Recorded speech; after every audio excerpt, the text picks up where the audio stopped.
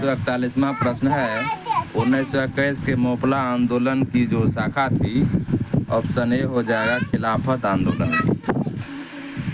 केरल प्रांत के मालाबार जिले के मोपला काश्तकारों के आंदोलन मुख्यतः लगान व बेदखली को लेकर थे। जमींदार जब चाहते तो उन भूमि से बेदखल कर देते और जब चाहते मनमाना लगान वसूलते थे। खिलाफत आंदोलन भी अपनी जड़ें जमाता जा रहा था। हालात हो गए कि खिलाफत आंदोलन एवं काश्तकारों की बैठक में मुश्किल हो गया। इस तरह दोनों आंदोलन एक दूसरे में समा गए। अगला प्रश्न है 242 नंबर का कि 1920-22 के असहयोग आंदोलन के दौरान बिहार में प्रचलित मान्यताओं में से एक यह थी कि उनकी जीत होगी, क्योंकि गांधी क्या थे, तो गांधी को अंग्रेजों को हराने का तरीका पता था, ऑप्शन सी। गांधी जी ने वर्ष 1918 में गुजरात के अहमदाबाद में मिल मजदूरों की हड़ताल का सफल नेतृत्व किया और वर्ष 1920 में उनके द्वारा ब्रिटिश सरकार के साथ अहिंसक असहयोग में न सिर्फ वस्तुओं बल्कि भारत में अंग्रेजों द्वारा संचालित या उनकी मदद से चल रहे संस्थानों जैसे कि विधायी न्यायालय, कार्यालय या स्कूल का बहिष्कार भी शामिल था। इस कार्यक्रम ने देश में जोश फूंक दिया और विदेशी शासन का फंदा काट दिया। गांधी जी ने हिंदुओं और मुसलमानों को भी एक साथ मंच पर ला दिया। गांधी जी का एक महामानव के रूप में उदय उनकी कृतियों के फलस्वरूप अंग्रेजी शासकों में भय उत्पन्न होने के कारण बिहार के लोगों में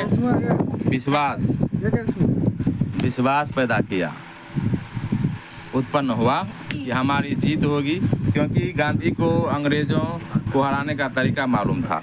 गांधी जी ने रचनात्मक कार्यों के जरिए अन्य भारतीय नेताओं के मुकाबले गांव में निवास करने वाली देश की 90% जनता के बहुत अधिक निकट आ गए।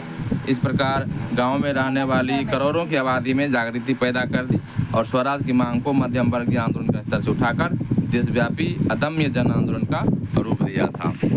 243वां प्रश्न है कि शराबबंदी आंदोलन 1922 किसके नेतृत्व में प्रारंभ हुआ, तो ऑप्शन बी हो जाएगा सरदार वल्लभ भाई पटेल। गुजरात के सूरत जिले में स्थित बारदोली वर्ष 1928 के बाद राजनीतिक गतिविधियों का केंद्र बन गया था। बारदोली के मेड़ता बंधुओं कल्याण जी और कुंवर जी तथा दयालजी देसाई ने किसानों के समर्थन में वर्ष 1928 से आंदोलन चलाया। बाद में इसका नेतृत्व सरदार वल्लभ भाई पटेल ने किया। पटेल के नेतृत्व में ही वर्ष 1928 में कोई कर नहीं शराबबंदी आंदोलन चलाया। ज्ञातव्य है कि कर न अदायगी का आंदोलन गांधी जी ने असहयोग आंदोलन के दौरान वर्ष 1922 में बारदोली से चलाने का विचार बनाया था, लेकिन चौरी चौरा की घटना के कारण यह योजना स्थगित कर दी गई। बिहार लोक सेवा आयोग ने त्रुटिवश शराबबंदी आंदोलन कर न अदायगी की तिथि वर्ष 1928 के स्थान पर 1922 लिखा, जो कि गलत है। 244वां प्रश्न है कि 1921 का मोपला विद्रोह कहाँ हुआ था, तो ऑप्शन सी हो जाएगा केरल में। मोपला विद्रोह केरल के मालाबार क्षेत्र में वर्ष 1921 में हुआ था। यहाँ पर काश्तकार अधिकतर बटाईदार मुसलमान थे तथा जमींदार अधिकतर हिंदू थे। आंदोलन जमींदारों के शोषण के खिलाफ था। 245वां प्रश्न है कि किस घटना के कारण गांधी जी ने असहयोग आंदोलन वापस लिया था, तो ऑप्शन बी हो जाएगा चौरी चौरा कांड के कारण। 4 फरवरी 1922 को हुए चौरी चौरा कांड से क्षुब्ध होकर महात्मा गांधी ने असहयोग आंदोलन वापस ले लिया। 12 फरवरी 1922 को बारदोली में हुई कांग्रेस की बैठक में आंदोलन को स्थगित करने का निर्णय लिया गया। आंदोलन समाप्त करने के अपने निर्णय के बारे में गांधी जी ने यंग इंडिया में लिखा है कि आंदोलन हिंसक होने से बचाने के लिए मैं हर एक अपमान, हर एक यंत्रणा, पूर्ण बहिष्कार, यहाँ तक कि मौत भी सहने को तैयार हूँ। अगला प्रश्न है 246 नंबर का कि असहयोग आंदोलन का स्थगन संबंधी घटनाओं का सही क्रम इंगित करें। इसका उत्तर हो जाएगा ऑप्शन ए 1, 2, 3, 4।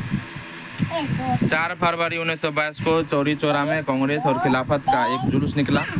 कुछ पुलिस वालों ने एक उसके साथ दुर्व्यवहार किया। परिणाम स्वरूप जुलूस में शामिल एक जत्थे ने पुलिस पर हमला बोल दिया। पुलिस ने गोली चलाई, फलतः भीड़ उत्तेजित हो गई और पुलिस पर हमला बोल दिया।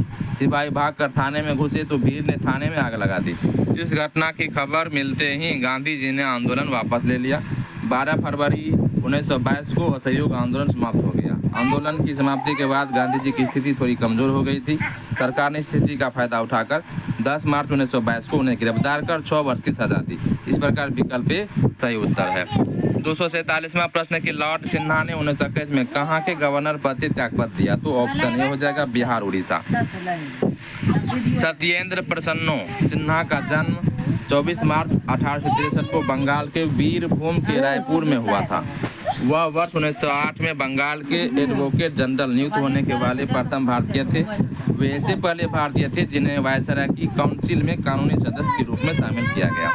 वर्ष 1920 में बिहार और उड़ीसा के गवर्नर नियुक्त हुए, जो प्रशासन में उच्च पद प्राप्त करने वाले प्रथम भारतीय थे। स्वास्थ्य कारणों से इन्होंने वर्ष 1921 में अपने पद से इस्तीफा दे दिया। 4 मार्च 1928 को इनकी मृत्यु हो गई थी। 248वां प्रश्न है कि 1923 से 28 के काल में भारतीय राजनीति में क्रांतिकारी कार्यविधियों की पुनरावृत्ति का कारण था। इसका उत्तर हो जाएगा ऑप्शन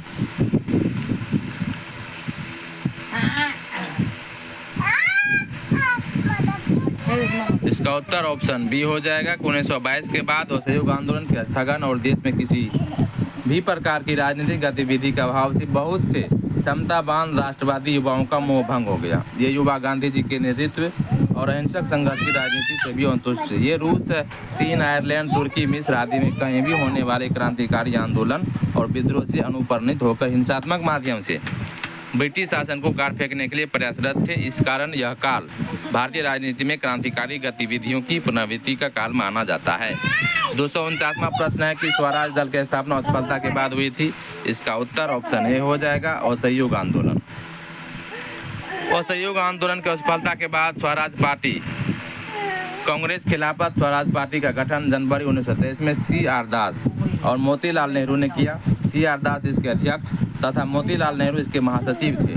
स्वराज पार्टी ने अपने को कांग्रेस के अभिन्न हिस्से के रूप में प्रचारित किया, साथ ही अहिंसा और असहयोग के प्रति अपनी वचनबद्धता को दोहराया।